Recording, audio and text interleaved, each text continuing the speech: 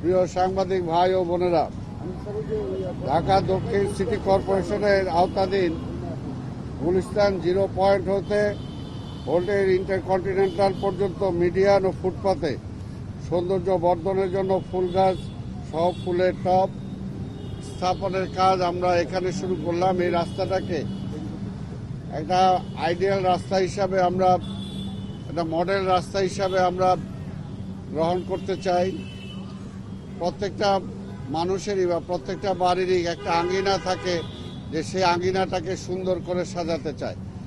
আমরা পুরো ঢাকা শহরকেই সুন্দর করে সাজাতে চাই। আমাদের মাননীয় প্রধানমন্ত্রী যে ক্লিন সিটি গ্রিন সিটি করার যে প্রত্যয় ব্যক্ত করেছেন, তার অংশ হিসাবে এখান থেকে আমরা শুরু করলাম। এটা পুরো ঢাকা শহরে আমরা করব ইনশাল্লাহ।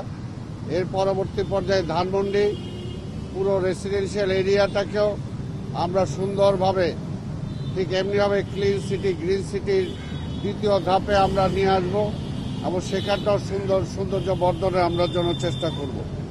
আপনারা জানেন যে আজকে এই রাস্তাটির সৌন্দর্য বর্ধনের লক্ষ্যে বিভিন্ন আকৃতি ও নান্দনিক ডিজাইনের মোট 54টি ফুলের টব স্থাপন করা হবে।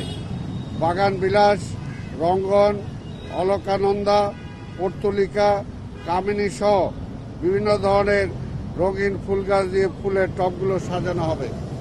আমরা চাই যে মানুষ যত গরিবই হোক না কেন, তারপরও সে একটু সুন্দর থাকতে চায়।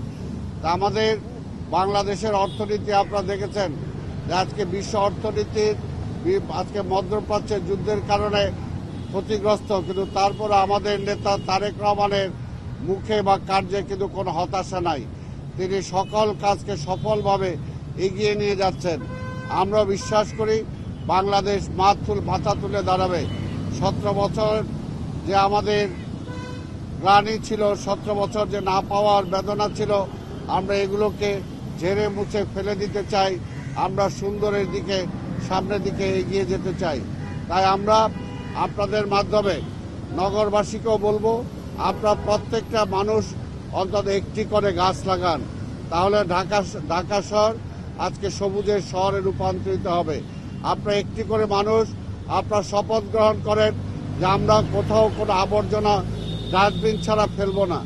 আমরা শপথ গ্রহণ করি আমি যতটুকু খাবার গ্রহণ করতে পারি ততটুকু খাবার আমি প্লেটে গ্রহণ করব, আমার প্লেটে কোনো উচ্ছিষ্ট খাবার থাকবে না। অর্থাৎ আমরা প্রত্যেকটা মানুষ একটা উদাহরণ হিসাবে নিজেদেরকে যদি প্রতিষ্ঠা করতে পারি, তাহলে ঢাকা শহরকে সুন্দর করতে পারবো, আবর্জনা মুক্ত করতে পারবো, মশক মুক্ত করতে পারবো। তারই প্রয়াস হিসাবে আজকের এই ছোট্ট একটি প্রয়াস আমরা নিয়েছি। আপনাদের সহযোগিতা আমরা চাই, নগরবাসীর সহযোগিতা চাই। আমরা চাই ঢাকা শহরটাকে সে আদি ঢাকার সেই গ্রিন, সেই সবুজ শহর হিসাবে রূপান্তরিত করতে। এটা আমাদের উদ্যোগ। আমরা বারবার বলবো যে আপনি আমাকে যেরকম, অর্থাৎ সিটি কর্পোরেশনকে যেরকম প্রশ্ন করলেন, ঠিক নাগরিকদেরকেও সচেতন হওয়ার জন্য আপনারা এই ভূমিকাটা পালন করবেন, যাতে কারা এটা করে, কারা আমাদের ঢাকা শহরের মানুষ, আর তারা যাতে অন্তত কোনো গাছের পাতাটা না ছিঁড়ে, তারা যাতে কোথাও কোনো আবর্জনা না ফেলে, তারা যাতে কোথাও ঢাকা শহরে অসুন্দর হোক এমন কোনো কর্ম না করে, তাহলেই কিন্তু আমরা ঢাকা শহরটাকে সুন্দর রাখতে পারবো। তা নাহলে পুলিশের গার্ড দিয়ে, সিটি কর্পোরেশনের গার্ড দিয়ে তো সার্বক্ষণিকভাবে পাহারা দেওয়া সম্ভব নয়। কিন্তু উন্নত বিশ্বে এই জিনিসটা কিন্তু আছে, উন্নত বিশ্বে কিন্তু সেটা কতদিন করে সিটি কর্পোরেশন দেখে। বুঝলাম না। উন্নত বিশ্বে কিন্তু সিটি কর্পোরেশন বিষয়টা দেখে। উন্নত বিশ্বে হ্যাঁ, সিটি কর্পোরেশন এই বিষয়গুলো দেখে। আমরা তো দেখতেছি, কিন্তু আমি একদিক দিয়ে গাছ লাগাবো আর একদিক দিয়ে আপনি গাছ ছিঁড়ে ফেলবেন, তাহলে তা সেটা হবে না।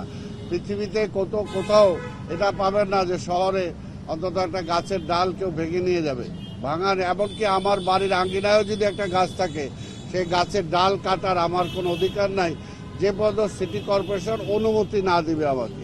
তা আমরা চাই ঢাকা শহরের মানুষকেও, আমরাও যেমনি বলছি, আপনাদের মাধ্যমে তাদেরকে সচেতন হোক, আমরা সেটা চাই।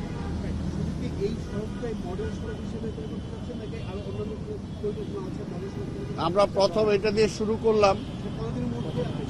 এইটা আমরা এই 1 মাসের মধ্যে ইনশাল্লাহ এই রাস্তাটার মধ্যে আমরা চাই কোথাও কোনো আবর্জনা থাকবে না। এখানে প্রাকৃতিক সৌন্দর্য আমরা বর্ধন করব, গাছগাছালি মানে ফুল ফলে আমরা ভরিয়ে দেব।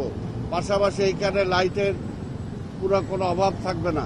অর্থাৎ এইখান থেকে শুরু করে আমরা চাই, যেটা আমি দ্বিতীয় ধাপে যেটা বললাম, যে আবাসিক ধানমন্ডি এলাকা, সেখানে যে লেকটা আছে সেটাকে কেন্দ্র করে সেটাকেও আমরা একটা সুন্দর মানে শহর গড়ে তুলতে চাই। এমনিভাবে পুরানো ঢাকার সদরঘাট থেকে শুরু করে আমরা সেই সমস্ত বিভিন্ন জায়গায় যাব, লালবাগের কেল্লা সহ। অর্থাৎ একটা দিয়ে আমরা শুরু করতে চাই, বাকিগুলোকে আমরা ফলো করব।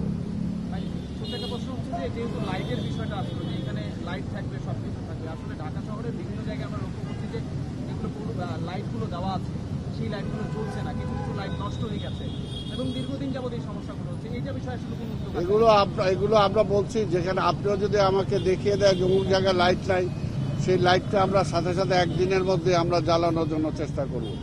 আর আমরা সব জায়গায় শুধু এইখানে মানে এইখানেই সব কিছু সুযোগ সুবিধা দেওয়া হবে সেটা না, সারা ঢাকা শহরে আমরা দিতে চাই, তবে এটাকে একটা ইনস্টেন্স হিসাবে আমরা ধরতে চাই। আপনাদের সবাইকে ধন্যবাদ।